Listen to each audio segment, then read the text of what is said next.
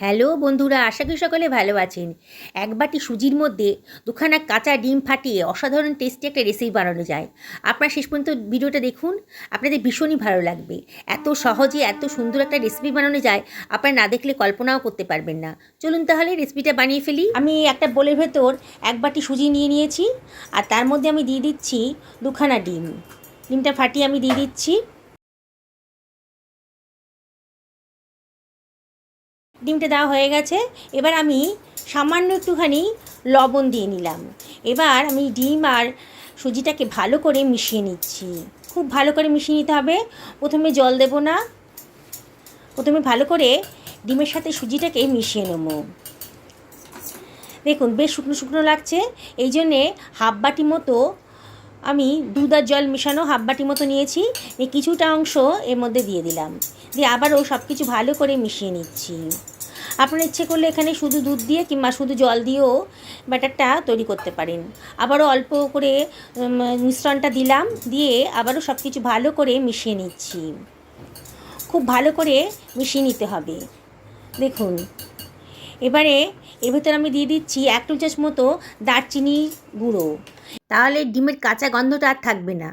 দারচিনি গুঁড়ো না থাকলে আপনারা ছোটো এলাচের গুঁড়ো কিংবা গরম মশলার গুঁড়োও দিতে পারেন। দিয়ে আবারও সব কিছু ভালো করে মিশিয়ে নিচ্ছি। অনেকক্ষণ ধরে ধৈর্য সহকারে এটাকে ভালো করে মিশিয়ে নিতে হবে। এবারে এটাকে আমি ঢাকা দিয়ে রেস্টে রেখে দিচ্ছি। বাকি কাজগুলো সেরে নিচ্ছি। একটা প্যান বসিয়ে দিয়েছি গ্যাসের ওপরে, এর মধ্যে দিয়ে দিলাম 1 বাটির থেকে কম খানিকটা চিনি, 2 টেবিল চামচ মতো জল এর ভেতর দিয়ে দিলাম, দিয়ে চিনিটাকে একটু গলতে দেবো। গ্যাসের ফ্লেমটা মিডিয়াম টু হাইতে রেখেছি, আর অনবরত কিন্তু নাড়তে হবে। আমি চিনিটাকে ক্যারামেলাইজ করে নিচ্ছি, তাহলে সুন্দর একটা কালার আসবে। আপনারা ইচ্ছে করলে শুধু চিনি দিয়েও রসটা বানিয়ে নিতে পারেন, জলের সঙ্গে চিনি মিশিয়ে রসটা বানিয়ে নিতে পারেন।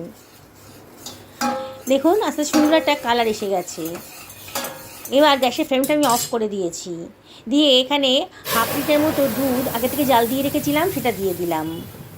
দেখুন খুব সাবধানে দিতে হবে, দুধ যেন উতলে না আসে। গ্যাসের ফ্লেমটা এখনও অফ করেই রেখেছি। পুরো দুধটা দেওয়া হয়ে গেছে আমার। এবার আমি গ্যাসের ফ্লেমটা ধরিয়ে দিচ্ছি, দিয়ে দুধটাকে একটু ঘন করে নেব। দেখুন দুধের একটা সুন্দর কালার এসেছে। দুধটা বেশ ফুটে উঠেছে যখন, তখন আমি 1 চিমটা লবণ দিয়ে দিলাম। যে কোনো মিষ্টি জিনিসে একটু লবণ দিলে পরে টেস্টের একটা সুন্দর ব্যালেন্স আসে। এবার দিয়ে দিচ্ছি হাফ টেবিল চামচ মতন ছোটো এলাচের গুঁড়ো, খুব সুন্দর একটা গন্ধ বেরোবে। আপনাদের কাছে ছোটো এলাচি গুঁড়ো না থাকলে পরে ছোটো এলাচ দুটোকে ফাটিয়ে থেতো করেও দিয়ে দিতে পারেন, তাহলেও সুন্দর গন্ধটা হবে। এবারে আমি গ্যাসের ফ্লেমটা অফ করে ঢাকা দিয়ে দুধটাকে সরিয়ে রাখছি। মিনিট 10 হয়ে গেছে, সুজিটা ভেজানো আছে। দেখুন সুজিটা কিন্তু সমস্ত জলটা টেনে নিয়েছে, আবারও বেশ শুকনো শুকনো হয়ে গেছে।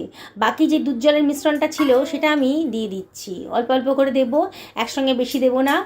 খুব বেশি পাতলা হয়ে গেলে রেসিপিটা বানাতে আমার অসুবিধা হবে, তাই খুব অল্প অল্প করে দুধ জলের মিশ্রণটা দিচ্ছি। দেখুন কীরকম হয়েছে ব্যাটারটা, ঘনত্বটা কীরকম হয়েছে।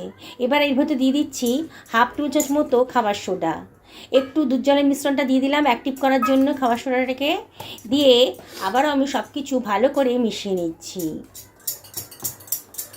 দেখুন সুজিটা কীরকম ফুলে উঠেছে। আপনারা রেসিপিটা বাড়িতে বানাবেন আর বলবেন যে কেমন হয়েছে, অবশ্যই কমেন্ট করে জানাবেন। রেসিপিটা ভালো লাগলে পরে একটা লাইক করবেন। একটা প্যান বসিয়ে দিয়েছি গ্যাসের উপরে, এর ভেতর দিয়ে দিচ্ছি 5 টেবিল চামচ মতো সাদা তেল। আমি এটাকে শ্যালো ফ্রাই করব, আপনারা ইচ্ছে করলে ডিপ ফ্রাইও করতে পারেন। আবারও মিশ্রণটা ভালো করে ঘেটে নিচ্ছি, নিয়ে চামচে করে আমি গরম তেলের ভেতর দিয়ে দিচ্ছি।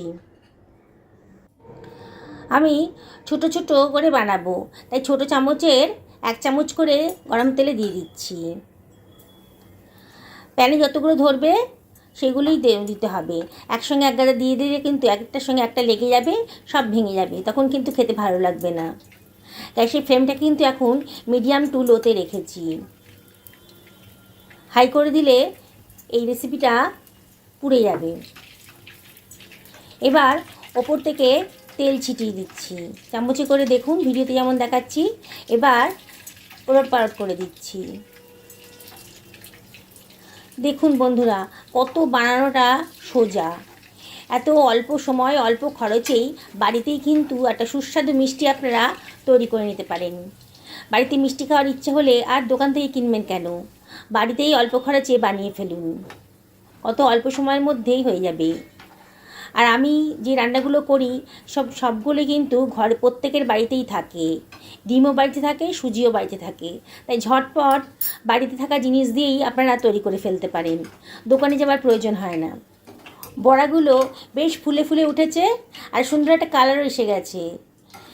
ভাজা হয়ে গেছে বলে আমি এগুলোকে একটা ছাঁকনি দিয়ে তুলে নিচ্ছি। তেলটাকে যত সম্ভব ঝরিয়ে নিয়ে তুলে নেব। দরকার হলে এটাকে আপনারা টিস্যু পেপারের উপরেও রাখতে পারেন, যে তেলটা অ্যাবজর্ব করে নেবে। এবার বাকি যে ব্যাটারটা আছে সেটাও চামচ দিয়ে ভালো করে ঘেঁটে নিয়ে আবারও ছোটো ছোটো করে বানিয়ে নিচ্ছি, প্যানের উপর দিয়ে দিচ্ছি। দেখুন বন্ধুরা, রেসিপিটা ভালো লাগলে পরে একটা লাইক করবেন, কমেন্ট করে জানাবেন যে আপনাদের কেমন লাগলো আর কোথা থেকে ভিডিওটা দেখছেন। শেয়ার করবেন বন্ধুবান্ধবদের সাথে। আর যারা আজকে আমার চ্যানেলে প্রথম দিন, তাদেরকে আমি রিকোয়েস্ট করবো আমার চ্যানেলটা সাবস্ক্রাইব করার জন্যে। যদি আপনারা ফেসবুক থেকে দেখেন তাহলে রিকোয়েস্ট করব আমার পেজটা ফলো করার জন্যে। আর পুরনো বন্ধুদেরকে অনেক ধন্যবাদ আমার পাশে থাকার জন্যে। দেখুন ও ভালো করে ওলটপালট করে দিচ্ছি, যাতে কাঁচা ভাবটা না থাকে ভেতরে।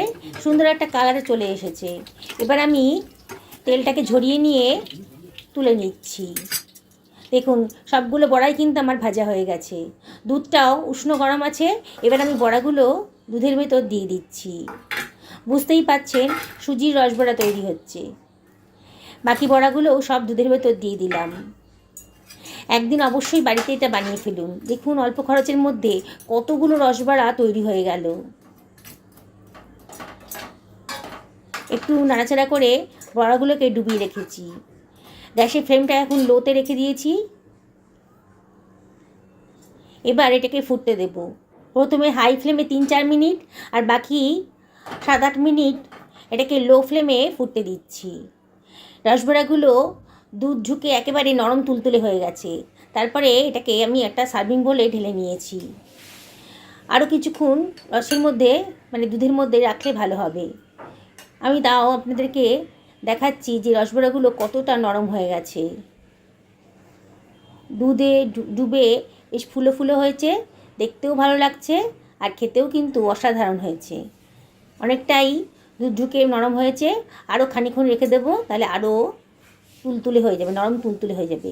দেখুন এখনও কিন্তু অনেকটাই নরম তুলতুলে হয়ে গেছে। এটাকে ঠান্ডা করেও খেতে পারেন, গরম অবস্থাতেও খেতে পারেন। সকালে ভালো থাকুন এই কামনাই করি।